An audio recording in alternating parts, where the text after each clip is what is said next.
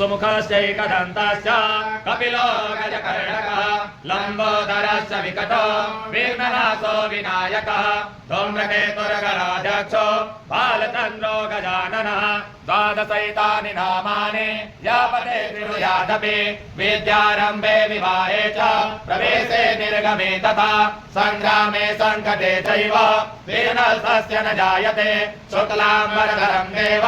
सतिवर्णं चतुर्भुजं प्रसन्नवदनं ध्यायेत् सर्वविघ्नोपशान्तये अभीप्सितार्थसिद्ध्यार्थं पूजितो यासुरासुरैः सर्वविघ्नहरस्तस्मै गणाधिपतये नमः सर्वमङ्गलमाङ्गल्ये शिवे सर्वार्थसाधिके शरण्ये त्र्यम्बके गौरि नारायणि नमोस्तुते सर्वदा सर्वकार्येषु नास्ति तेषाममङ्गलम् येषां हृदयस्थो भगवान् मङ्गलाय तनोहरे तदेव लग्नं सुदिनं तदेव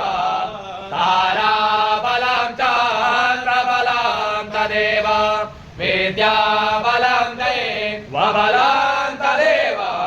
लक्ष्मीपते ते